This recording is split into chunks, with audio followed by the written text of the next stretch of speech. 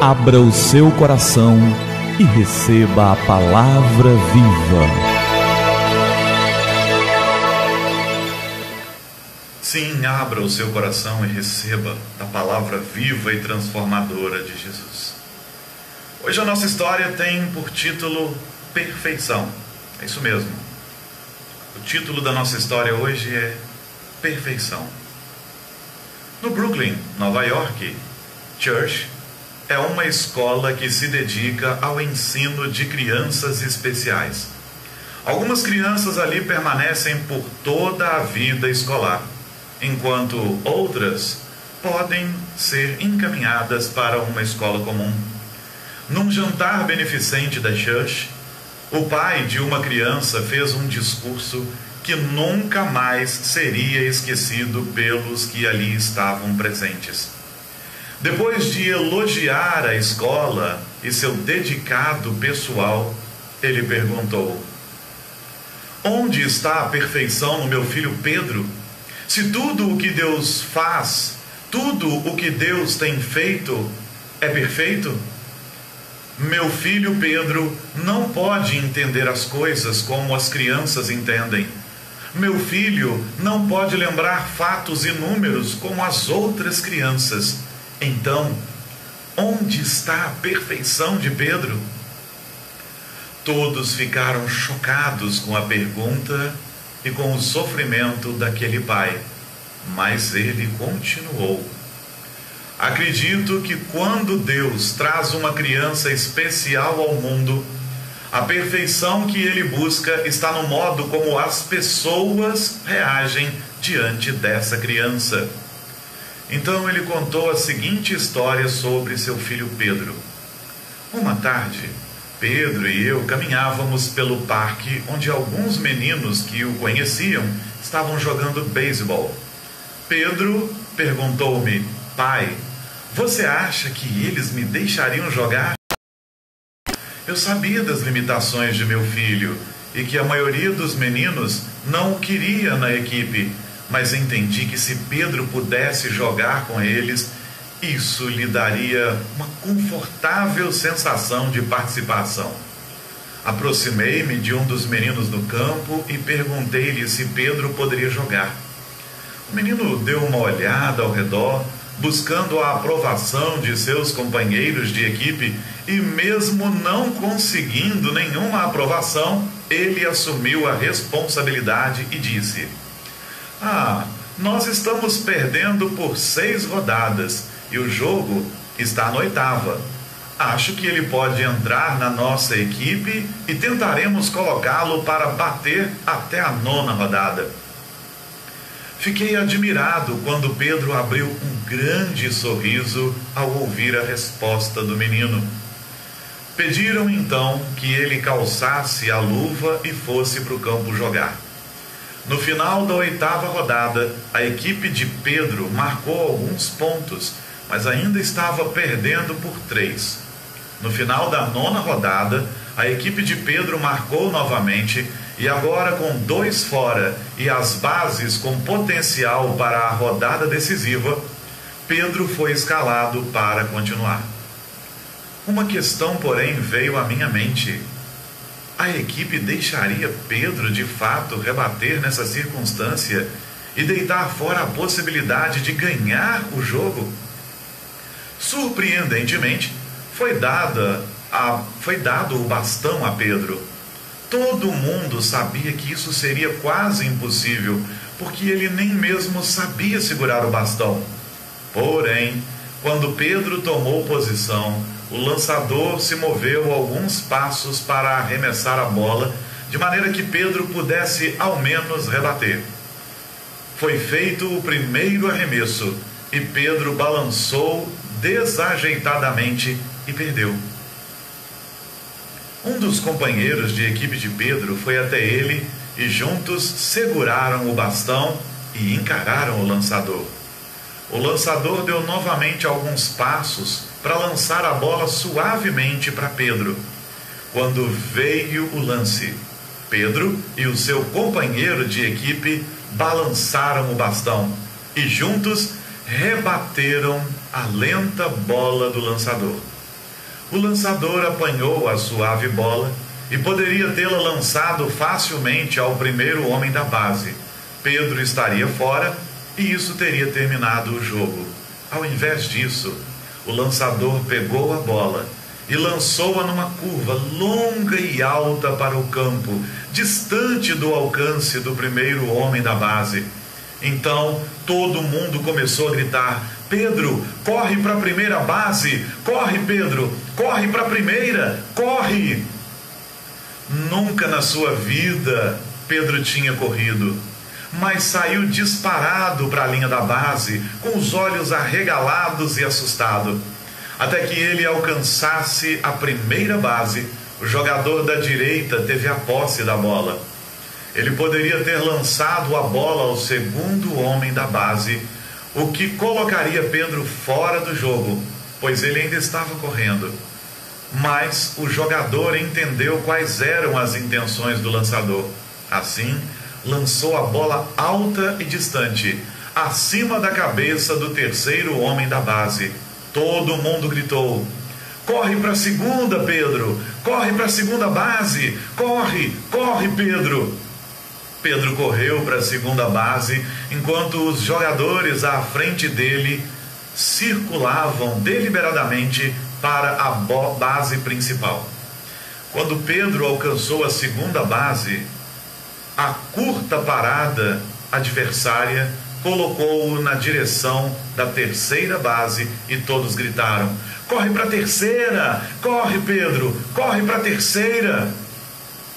Ambas as equipes correram atrás dele, gritando: Pedro, corre! Corre para a base principal, Pedro! Corre! Pedro correu para a base principal, pisou nela, e todos os 18 meninos o ergueram nos ombros, fazendo dele o herói, como se ele tivesse vencido o campeonato e ganho o jogo para a equipe dele. Naquele dia, disse o pai com lágrimas caindo sobre sua face, aqueles 18 meninos alcançaram a perfeição de Deus. Eu nunca tinha visto um sorriso tão lindo no rosto do meu filho. Todos precisaram parar por alguns momentos para pensar naquilo que é realmente importante na vida. A amizade, a solidariedade nunca sairão de moda. O Senhor Deus nos fez perfeitos. Em Gênesis 1:31 está escrito: viu Deus tudo quanto fizera, e eis que era muito bom. Houve tarde e manhã o sexto dia. Porém, depois desses dias de criação, o homem foi posto à prova e pecou contra Deus, e quis ser igual a Deus, e quis ser maior do que Deus, quis estar no lugar de Deus, quis ser como Deus. Então o homem pecou e o pecado nos manchou, e a perfeição a que estávamos destinados nos foi tirada. Um dia, aqueles que creem no Senhor Jesus vão poder habitar com Ele e vão poder ser perfeitos de novo. Mas enquanto esse dia não vem, nós podemos ter vislumbres da perfeição, como aconteceu nesse jogo com o especial Pedro. Enquanto o dia da perfeição não vem com Cristo Jesus, nós podemos viver dias em que quase chegamos lá, quando nos relacionamos com os outros de uma maneira muito especial e com Cristo de uma maneira santa e sublime. O apóstolo Paulo, escrevendo à igreja de Filipos,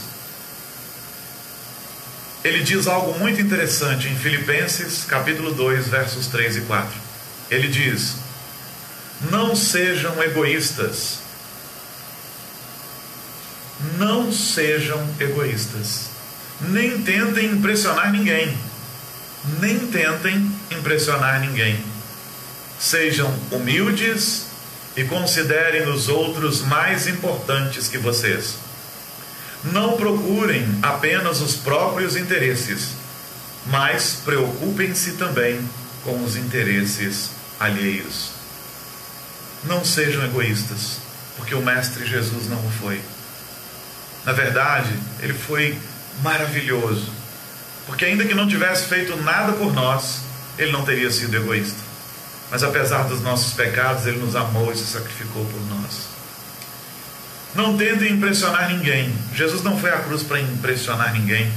Ou como disse um sujeito numa compreensão infeliz, né? Ele disse que Jesus foi lá para a cruz para tirar a onda de herói. Raul Seixas deu essa ideia. Jesus não foi lá para impressionar ninguém. Ele foi lá para salvar você, para salvar a mim e a você, porque a cruz era nossa. Então, não se preocupe em impressionar ninguém. Preocupe-se em viver um relacionamento especial com Deus e em abençoar pessoas. Sejam humildes e considerem os outros mais importantes que vocês. Que a gente olhe para as pessoas, e ainda que a sociedade as distingua, ainda que a sociedade as discrimine, que nós possamos olhar para pessoas diferentes de nós e possamos amá-las. Não procurem apenas os seus próprios interesses. É claro que você vai procurar seu interesse, mas não procure apenas os seus interesses. Mas preocupem-se também com os interesses alheios. Assim alcançamos perfeição. Nos dias de hoje, as pessoas têm sido egoístas e só se preocupam consigo mesmas. Que nós não sejamos assim. Que o Senhor nos livre de ser assim. Porque se queremos ter um vislumbre da perfeição que um dia podemos viver em Cristo Jesus, nós precisamos nos doar também, como Ele se doou.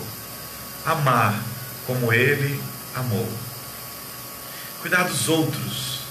Fazer o bem aos outros. Certamente que Deus traz pessoas especiais ao mundo como Pedro para nos aperfeiçoar, para nos dar a oportunidade e o privilégio de termos um vislumbre, de termos um pouquinho da perfeição, mesmo que por um momento, quando nós abençoamos essas pessoas. Então, que o Senhor nos abençoe e que possa ser assim conosco também.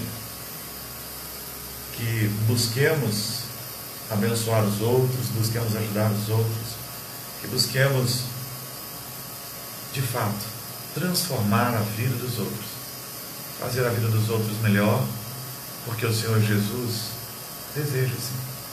Que o Senhor te abençoe. Às vezes nós ficamos preocupados com a nossa condição, com a nossa pequenez, com os nossos problemas. Se nos ocuparmos de abençoar as pessoas que precisam, pode ter certeza, o Senhor, Ele mesmo, o Senhor Jesus, nos abençoará. Que o Senhor Jesus te abençoe, que o seu coração esteja entregue a Ele, que você tenha um relacionamento pessoal com Ele, porque podemos ter um relacionamento pessoal com o Senhor Jesus através da pessoa do Espírito Santo. Que façamos aquilo que precisa ser feito, que abençoemos uns aos outros e que, sobretudo, nos preocupemos com a vontade de Deus. Ao cuidarmos das coisas de Deus, Ele cuidará das nossas. Que o Senhor te abençoe nessa manhã, em nome de Jesus. É tempo de falar com o Senhor do Universo. Sim, vamos falar com o Senhor do Universo. Abre o seu coração. Pai querido, obrigado pela Tua graça. Obrigado pela Tua palavra que nos exorta e que nos ensina. Obrigado, Pai querido, porque o Senhor nos mostra que o Senhor é maravilhoso e que apesar da nossa queda, o Senhor ainda enviou seu Filho para nos transformar, para nos levar de volta um dia à perfeição. Mas enquanto esse dia não vem, certamente que o Senhor usa pessoas a quem o Senhor deseja que abençoemos, para que vivamos um pouco dessa perfeição que o Senhor tem preparado para nós. Então que o Senhor nos abençoe, nos fortaleça, e que o Senhor toque corações, para que eles sejam tocados com o verdadeiro Evangelho de Cristo, para que vivamos isso, Pai querido. Oh Senhor, o verdadeiro Evangelho, ele não tem sido pregado muitas vezes, e há tantos segmentos que não pregam o verdadeiro Evangelho, que não falam da Tua perfeição, do serviço, da eternidade. Que o Senhor nos dê graça de pregarmos o verdadeiro Evangelho, e dê graça à nossa nação e a todos os povos de conhecerem o verdadeiro Evangelho, para que possamos ter vislumbres maravilhosos da Tua perfeição. Toma nas Tuas mãos este dia, Pai, e todos os dias que virão. Toma nas Tuas mãos nossa cidade, toma nas Tuas mãos nossas autoridades. Toma, Pai, nas Tuas mãos nossas vidas, nossas vidas, no nosso coração. Oh, Pai querido, que a graça do Senhor venha sobre aquele que está hospitalizado, aquele que está enfermo, que a graça do Senhor venha sobre aquele que está internado num lar para idosos, porque a sua família o deixou lá, porque não sabemos por que circunstâncias, e nós estamos julgando. Ele foi deixado lá, mas ele se sente só. Que o Senhor possa acompanhá-lo na pessoa do Teu Santo Espírito. Pai querido, derrama graça sobre as pessoas que nos ouvem agora. Cura o coração do aflito, restaura o que está caído, sara o ferido. Oh Deus querido, toma nas Tuas mãos, que a Tua presença nos dê um vislumbre, uma visão da Tua perfeição. Toma nas Tuas mãos cada vida e cada coração que nos ouve agora. Que eles conheçam a Tua graça salvadora, que eles sejam salvos pela obra maravilhosa de Jesus, a única maneira de salvação. Que seus corações sejam rendidos ao Senhor. Em nome de Jesus. Amém. Conexão Sobrenatural.